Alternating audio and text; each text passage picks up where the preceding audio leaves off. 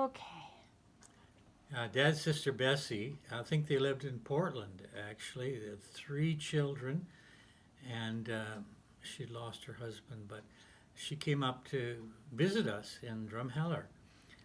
Lydia and Jean and Myland were the kids, and we had a great time playing around Drumheller and showing the girls the sights, my cousins. But uh, Bessie had come up to really talk to Dad about what she had discovered, and that was British Israel. They had a doctrine in this group. It was a small cult. I don't know if they're still going, but maybe they are. Um, anyway, they believed that the British Empire was really the lost tribes of Israel. And they attributed the, the leadership of Israel to the Queen of England because she was British, she was really Jewish, Oh. and so it was a coronation. I think it was the coronation, maybe, of Elizabeth, and she came up and wanted to find out more about the monarchy, and Canada was in the Commonwealth, and so she was really excited about this opportunity, and she wanted to talk to her brother Ernest about this British Israel. Well, they spent days going around and around talking about how this was um, not biblical, this was not logical, this was a kind of a tradition or kind of a saga that somebody had made up and got a bunch of people to follow it.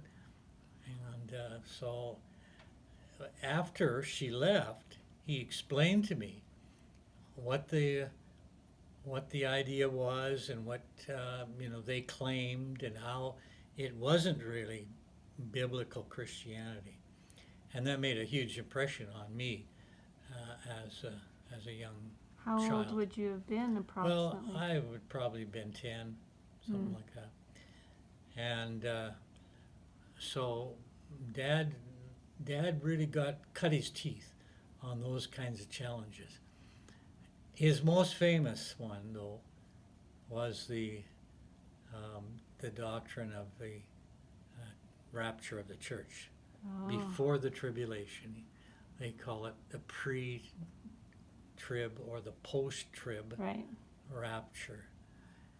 And he tells the story of how he'd gone to college and learned all about the pre-trib rapture.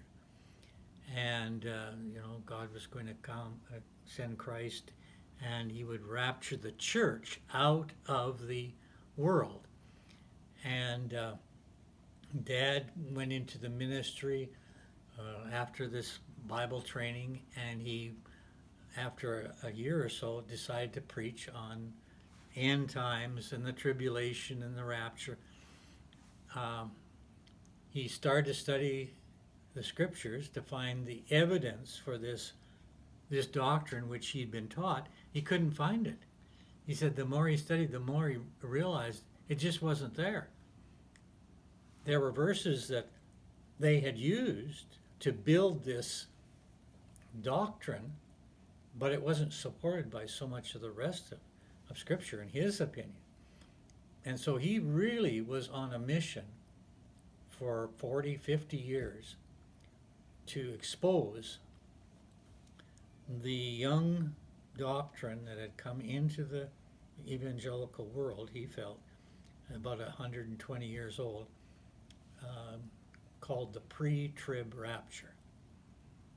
And he tried to get people to study that. He wrote and preached and taught us kids.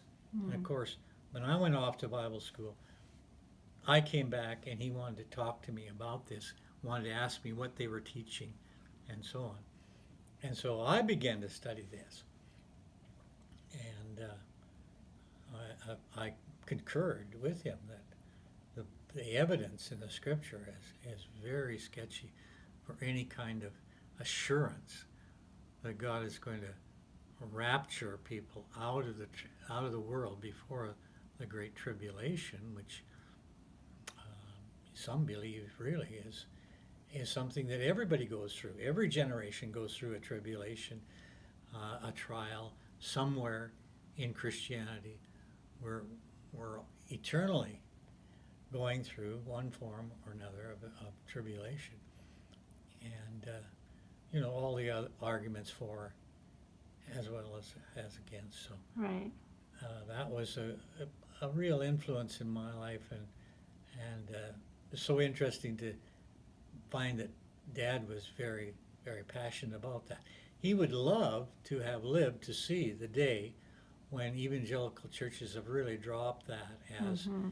one of their foundation stones. Now it's still taught by some hold it very strongly, but basic teaching in the evangelical church, that's something that's not essential. Mm-hmm. That's taught as something that we're not convinced completely of.